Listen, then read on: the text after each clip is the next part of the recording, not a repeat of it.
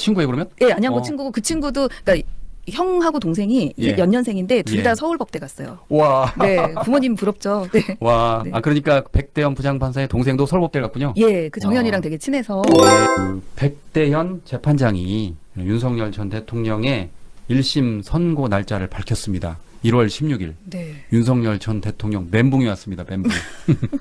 왜냐하면 윤석열 지금 전 대통령의 그 구속기한 만료가 1월 18일이에요. 네. 그런데 지금 지규현 부장판사가 하는 내란 우두머리 재판은 아마 2월쯤 선고가 될 거란 말이죠. 네. 그러면 본인은 이제 1월 18일에 석방될 거라고 생각을 했을 거란 말이에요. 그렇죠. 그런데 뜬금없이, 그러니까 윤석열 입장에서는 뜬금없이 백대현 부장판사가 1월 16일에 1심 선고를 하겠다고 그랬어요. 네. 그거는 이제 체포방해 혐의로. 예. 그러니까 이제 다급해진 윤석열이 이거 내란 재판 그 결과가 나온 뒤에 해도 늦지 않은데 왜 하냐라고 했는데 네. 말 그대로 씨알도 안 먹히더라고요.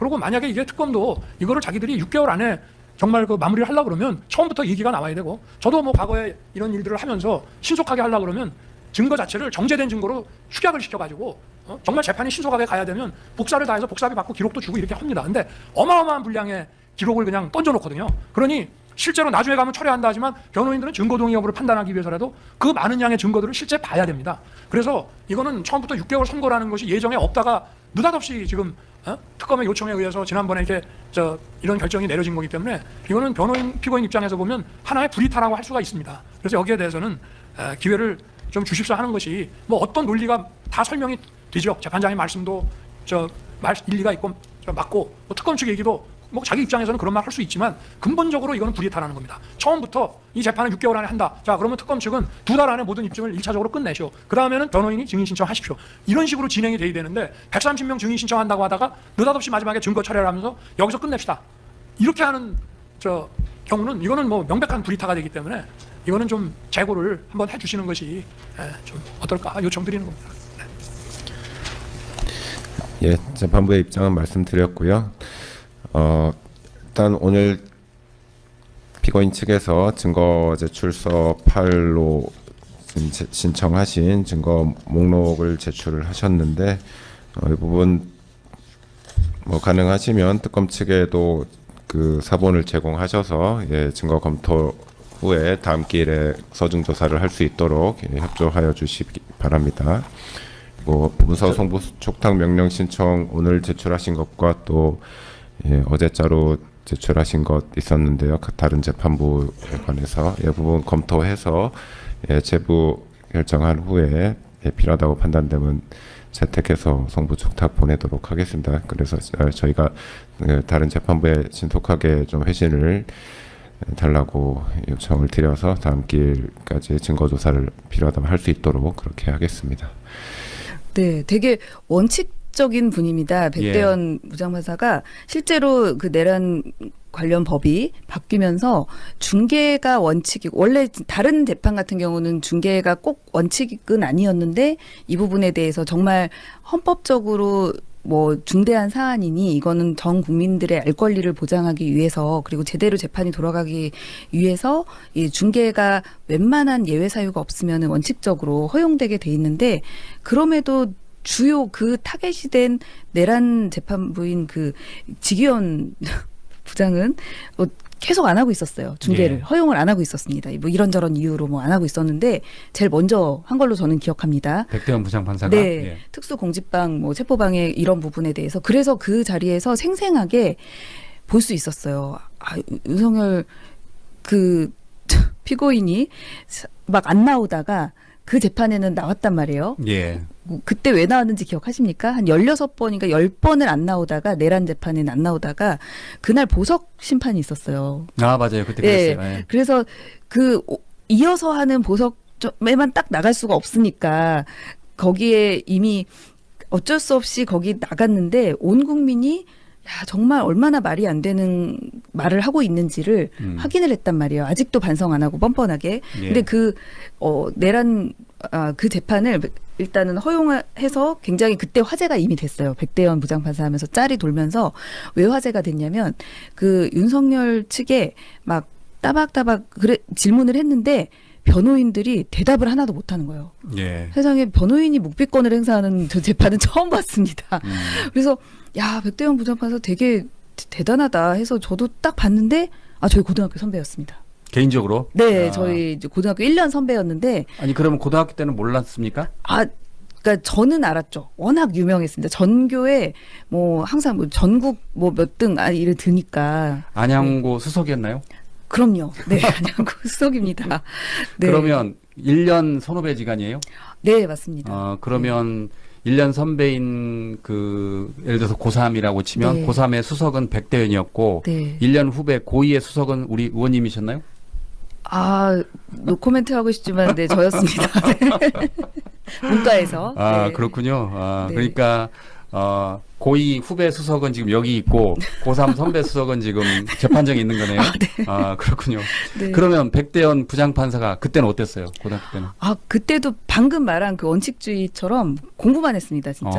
예. 예. 그리고 지금 그래서 얘기가 지금 딴 데로 샜는데 이 원칙이 무서운 게 그 내란 그 법에 어떻게 돼 있냐면 6개월 안에 기소된 지 6개월 안에 선고돼야 된다. 예. 근데 이 특수공직방 기소가 7월 19일 날 됐다면서요. 예, 맞습니다. 그래서 그러니까 여기 기사를 보면 네. 그 백대현 부장판사가 뭐라고 그랬냐면 네. 특별검사가 공소를 제기한 날짜가 25년 7월 19일이므로 2016년 1월 19일 이전에 1심 판결 선고가 이루어져야 해서 선고는 1월 16일에 해야 될 것으로 판단됩니다. 그랬어요. 네. 자, 여기서 잘 봐야 될 게 1월 19일 이전에 하면 된다는 거예요. 네. 그러면 백대현 부장판사가 만약 1월 19일에 하면은 윤석열 풀려납니다.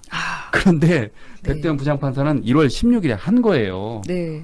와, 정말 많은 생각을 하고 그렇죠. 지금 내린 결정이잖아요. 예, 사실은 이렇게 불구속 상태에 있는 피고인도 이렇게 1심 선고를 하면서 만약에 실형 이렇게 나오면 법정 구속을 합니다. 예. 근데 뭐 우리나라 어떻게 될지 모르지만 실제로 그 사이에 도망가는 피고인도 있어요. 예. 예, 왜냐면 불구속 상태로 재판을 받기 때문에 원래 그 피고인이 나와서 선고해서 딱 법정 구속하려고 했는데 안 나오는 피고인이 간혹 있거든요. 미리 쫓기고 예상 윤석열 전 대통령이 그렇게까지는 할지는 뭐 너무 과한 거 아니냐라고 하지만 굳이 풀어줬다가 다시 구속하고 그러느니 깔끔하게 구속된 상태에서 법정 구속을 하는 게 여러모로 재판의 그런 여러 가지 경제성이나 또 풀어줬다가 다시 구속했다고 정치적으로 또 문제를 삼을 거 아닙니까? 예. 저는 현명한 판단이라고 봅니다. 예. 그러니까 윤석열 전 대통령은 아까 말씀드린 것처럼 내란 우두머리 혐의 관련 재판이 나온 뒤에 하자 그랬잖아요. 지금 백대현 재판장이 하는 거는 지금 체포방해 혐의잖아요. 그랬더니 백대현 부장판사가 뭐라고 그랬냐면 계엄 선포 자체가 내란에 해당하는지 불법인지는 이번 재판의 쟁점이 아니다라고 일축했습니다. 맞는 말이요. 네. 자기가 사실은 되게 억울한 피고인도 많잖아요.